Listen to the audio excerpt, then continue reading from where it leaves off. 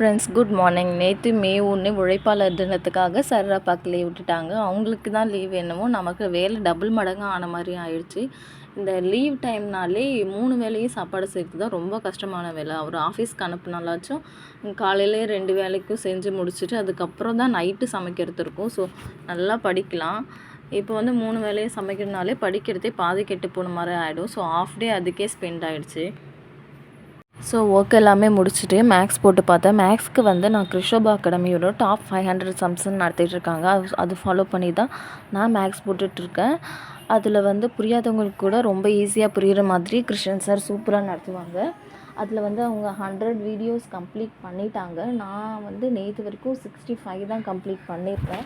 So அதை பார்த்து தான் மேக்ஸ் போட்டு பார்த்துட்ருந்தேன். ஒரு 30 சம்ஸ் வந்து நேற்று முடித்தேன். அந்த வீடியோஸ்லாம் பார்த்து ப்ராக்டிஸ் பண்ணுவேன். அதுக்கப்புறமா கொஷின் பேப்பர் 25 கொஷின்ஸ் எடுத்து வச்சு எனக்கு எந்த அளவுக்கு போட தெரியுதுன்னு சொல்லி அது ஒரு டெஸ்ட்டு போட்டு பார்ப்பேன். 65 சம்ஸில் சில யூனிக்கான சம்ஸ்லாம் இருக்கும். இந்த மாடல் மட்டும் நம்ம ஒரு ஃபார்முலா பார்த்துட்டுனா மற்ற சம்ஸ் எல்லாமே போடுற மாதிரி இருக்கும். ஸோ எந்த மாடல் வந்தால் எந்த மாதிரி போடணும் அதெல்லாமே நோட் பண்ணிகிட்டு இருந்தேன். அடுத்ததாக தமிழ் படிக்க ஸ்டார்ட் பண்ணேன். தமிழில் வந்து ஏற்கனவே ஷெட்யூல் போட்டு வச்ச மாதிரி ஏப்ரல் 29, 30லாம் நான் வந்து ஃபர்ஸ்ட் ரிவிஷன் தமிழ் கம்ப்ளீட் பண்ணியாச்சு. New book 6th 7th pending இருந்தது. அதையும் 2 நாளில் கம்ப்ளீட் பண்ணிட்டேன்.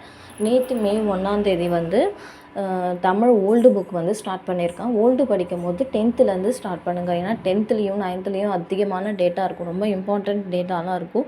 ஸோ 6th படிக்கும் போது நம்மளால் ஓல்டு படிக்க முடியலன்னு சொல்லிட்டு விட்டுட்டு போகிறதுக்கும் சான்ஸ் இருக்குது. ஸோ 10th படிக்க ஸ்டார்ட் பண்ணியிருக்கேன். நேற்று வந்து ஒரு 3 இயர் கம்ப்ளீட் பண்ணேன்.